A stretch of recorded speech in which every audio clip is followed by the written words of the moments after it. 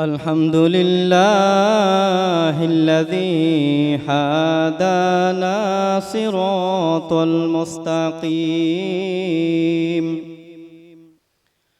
ونشهد أن لا إله إلا الله وحده لا شريك له ونشهد أن محمدا عبد الله ورسوله صلى الله عليه وسلم أعوذ بالله من الشيطان الرجيم بسم الله الرحمن الرحيم إن الله وملائكته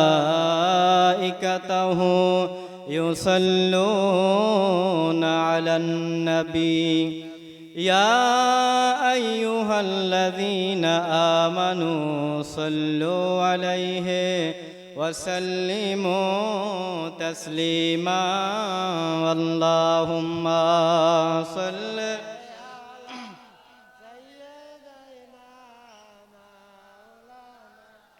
محمد وعلى آل سيدنا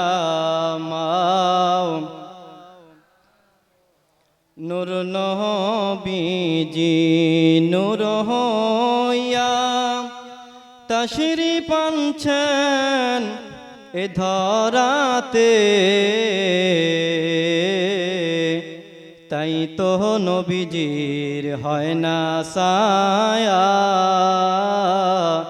চাঁদ সুরুজার আলোতে আল্লাহুম্মা সাল্লি আলা সাইয়্যিদিনা মাওলানা মুহাম্মদ ওয়া আলা আলি সাইয়্যিদিনা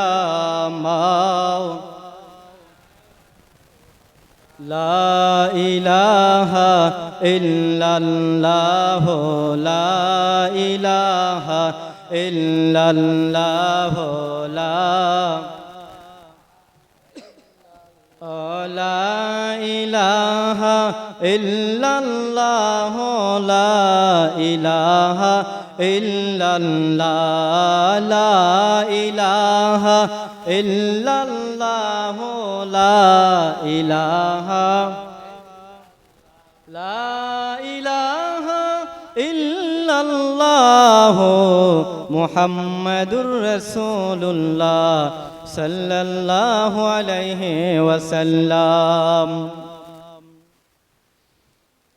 উপস্থিত সম্মানিত হাজিরিন, সম্মানিত মুসল্লিন কিরাম,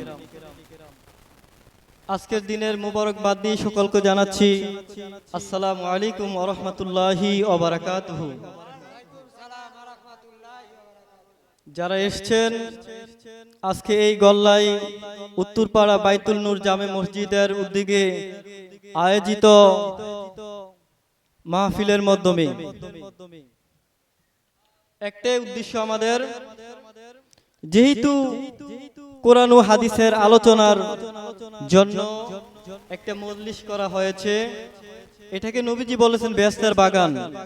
যেখানে কোরআন ও হাদিসের আলোচনা হয় সে জায়গাটাকে বলা হয়েছে কি বেহেশতের বাগান।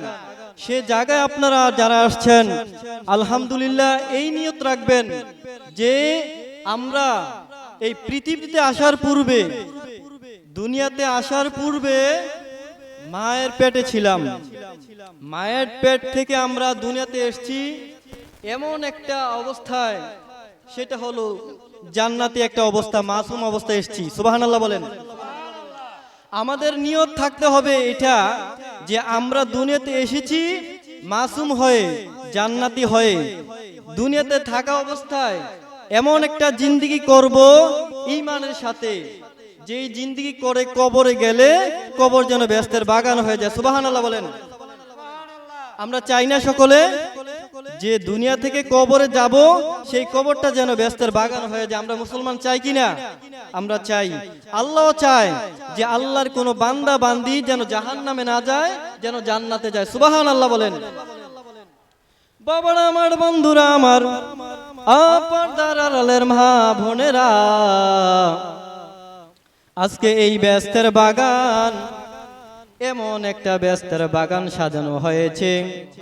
এই ব্যস্তের বাগানটা তখনই মূল্যবান হয়ে যাবে, তখনই সার্থক হবে, যখন আমরা এই ব্যস্তের বাগান থেকে আলেমদের কথা একটা একটা করে নিজের আমলের মধ্যে নিয়ে আসবো। সুবহানাল্লাহ বলেন।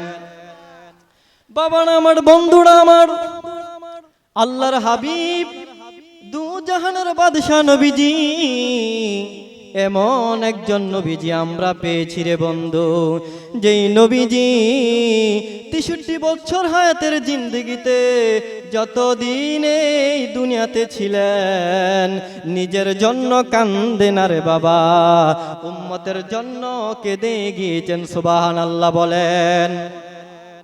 নবীজি বলেন, আমি দৈনিক দুনিয়ার জমিনে থাকা অবস্থায় আল্লাহর দরবারে 70-এর চাইতে অধিক আমি তওবা ইস্তেগফার করেছি।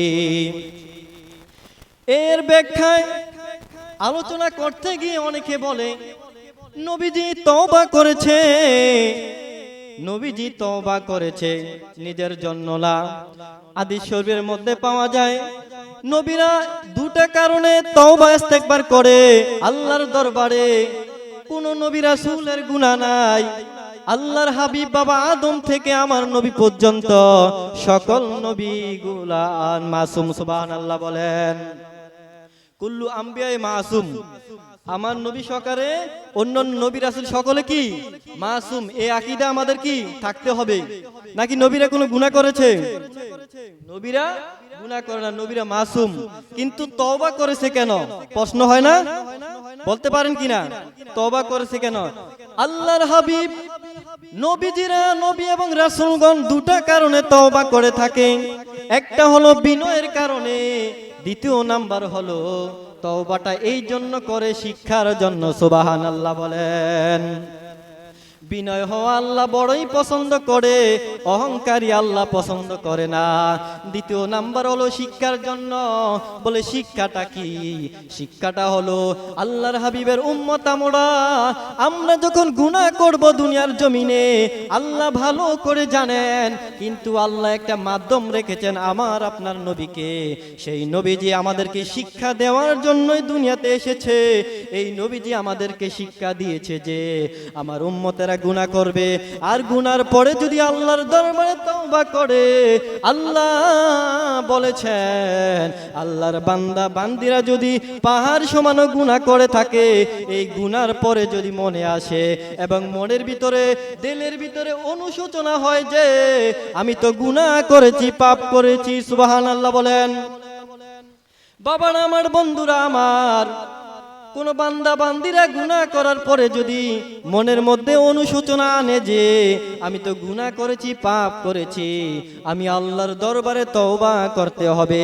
আল্লাহ তাআলা বলেছেন আমার বান্দা বান্দিরা পাহাড় সমান গুনাহ লইও যদি আমি আল্লাহর দরবারে তওবা করে, খালেস তওবা, যে আল্লাহ বিগত জীবনে যত গুনাহ করেছি আর যতদিন বেঁচে থাকবো গুনাহ করব না, এই নিয়তে আমি তওবা করতেছি, আমার তওবাটা আপনি কবুল করিয়া নেন।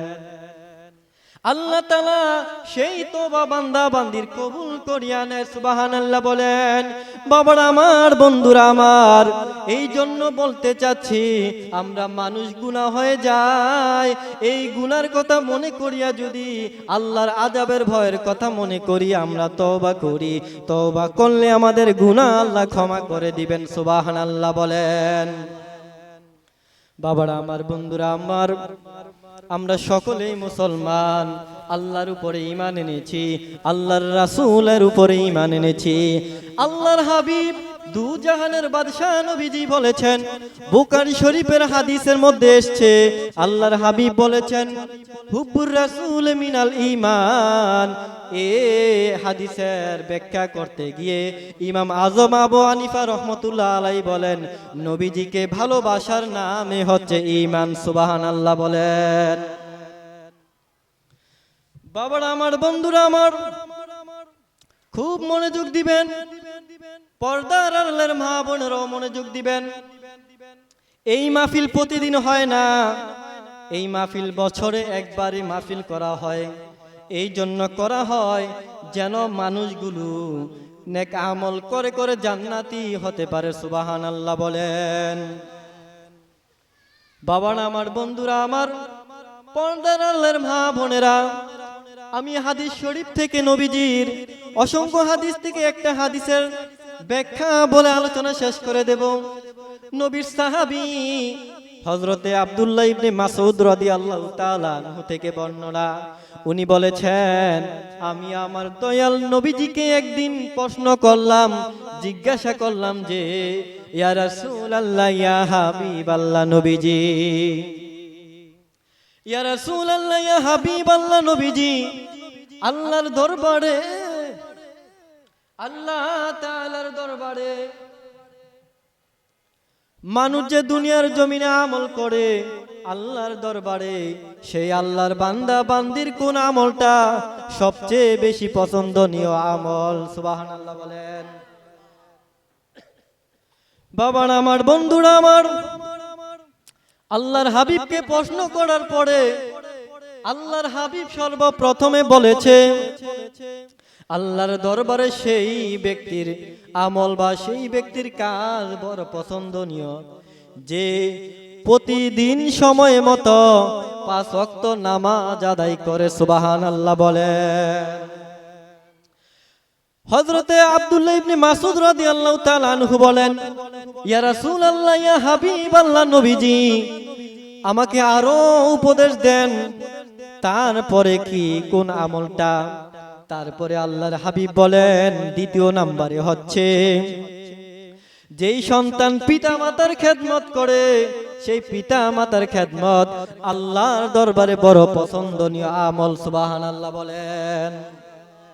3 নম্বরে বলে আল্লাহর হাবিব বলেছে, যেই ব্যক্তি আল্লাহর পথে জিহাদ করে সেই আমলটাও আল্লাহর দরবারে বড় পছন্দনীয়। সুবহানাল্লাহ বলেন। নবীজি কি বলেছেন? 3 নাম্বার হলো আল্লাহর পথে জিহাদ করা। 1 নম্বরে হচ্ছে সময় মতো 5 ওয়াক্ত নামাজ আদায় করা। 2 নম্বরে বলেছে পিতা মাতার খেদমত করা। এই পিতা মাতার খেদমত যারা করবে তাদের আমলনামার মধ্যে আল্লাহ তাআলা কবুল হজের সওয়াব লিখে দিবেন। সুবহানাল্লাহ বলেন। বাবারা আমার, বন্ধুরা আমার, শুনলে এখন অবাক হবেন যে কি আল্লাহর হাবিব সাল্লাল্লাহু আলাইহি সাল্লাম, আমার আপনার নবীজি এমন নবীজি। বাবারা, বন্ধুরা, আমরা সকলে বুঝি না আমার নবীর মর্যাদা আল্লাহর দরবারে কত মহান রে বাবা। একদিন সাহাবায়ে কেরাম আদম নবী থেকে ঈসা নবী পর্যন্ত অন্যান্য নবীগুলোর আলোচনা করতেছে। আল্লাহর হাবিব শুনেছেন। আল্লাহর হাবিব শোনার পরে বলেন, এ আমার সাহাবীরা রে, তোমরা কার আলোচনা করতেছ? একজন সাহাবীরা বর্ণনা দিচ্ছেন, কেউ বলছেন ঈসা নবীর, কেউ বলছেন মুসা নবীর। আল্লাহর হাবিব বলেছেন, ঠিক আছে, তাদের আলোচনা করেছ, ভালো কথা, তবে এই কথা মনে রাখবে যে আমার নবীজি, আমি যে তোমাদের নবীজি, আমি এমন একজন নবীজি, আমার নবীজির চাইতে অন্যান্য নবী রাসূলের এত সম্মান, এত দাম নেই আল্লাহর দরবারে। আল্লাহ তাআলা আমি নবীকে, অন্যান্য নবী রাসূলকে যে সম্মান দান করেছে, আমি নবীজিকে একাই সেই সম্মান দান করেছে। সুবহানাল্লাহ বলেন। আমার আপনার শান, আমার আপনার হাবিবের শান, আল্লাহর রাসূলের শান মান কত মহান রে বাবা। যদিও আমরা দুনিয়াতে বুঝি না, এমন একটা সময় আসবে যে সময়টা হলো হাশরের ময়দান। হাশরের ময়দানে দেখা যাবে আমার আপনার নবীজির শান মানের কি দাম। সুবহানাল্লাহ বলেন। তা আমি আলোচনা শেষ, যেহেতু আজানের সময় হয়ে গিয়েছে, মুক্তাচার যে আলোচনা পরিশেষে বলবো, যতদিনে বেঁচে থাকবো নামাজ রোজা হজ যাকাত তো আমাদের লাগবেই, তার পাশাপাশি নিজের জানের চাইতে আমার আপনার নবীজিকে ভালোবাসতে হবে। আর এই নবীজির ভালোবাসা এই নবীজির মহাব্বতের নামই হলো ঈমান। আল্লাহ তাআলা বলেছেন ঈমান আর নেক আমল যার মধ্যে থাকবে তিনারা